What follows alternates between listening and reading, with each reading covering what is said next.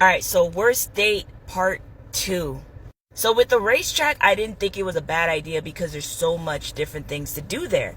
I was all for it, all about it. Cool, sounds amazing. All right, meet you there 8 o'clock. Ooh, it was great. Now, as we're slowly starting to get towards the date, it seems like our text messages starts to dwindle down. It seems like, he is constantly busy and things like that. And I'm like, okay, number one, red flag number one, right? So me, I'm like, okay, well, is this date really happening? Date day comes around. In the morning, he sends a good morning text like, hey, good morning, how you doing? I'm like, hey, I'm doing really good. I'm about to go to class. And then after that, haven't heard shit, nothing, right? So I'm like, okay, well, is this date still going on? Like, what exactly is going on here? So I sent them a message. I was like, hey, are we still meeting at 8 at Cargill Racetrack? Nothing, right? I didn't get anything until around like 6:50 or so. And he was like, oh, yeah, we still could do that. I'll meet you at Cargill Racetrack. I was like, okay, cool. Around that time, I started getting ready and then we were going to go.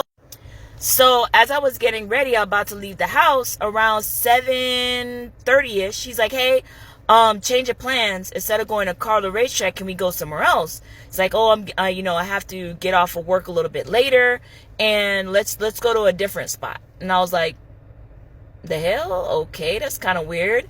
So I was like, okay, well, where do you want to go? And he was like, anywhere you want to go, just pick something. I was like, fine, let's go to Dave and Buster's. And he was like, okay, cool.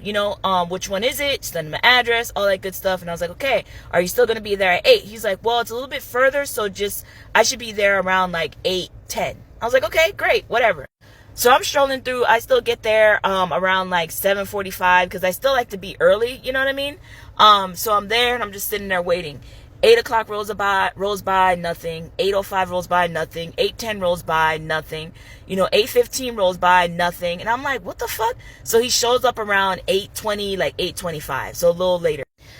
That is like strike number 2 with me because timeliness is everything. Like, be on fucking time, right? So he comes up and he was like, hey, I'm sorry I'm late. It was traffic, blah, blah, blah. And I was like, okay, cool, whatever.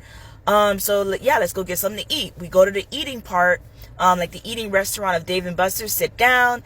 The waitress is like, hey guys, how you doing? Here's your menus. We get the menus. I'm looking over and he's like, oh, I'm not really hungry, but I'll just get a water. And I'm like, the fuck? Damn, this is taking long. So I got to do a part 3.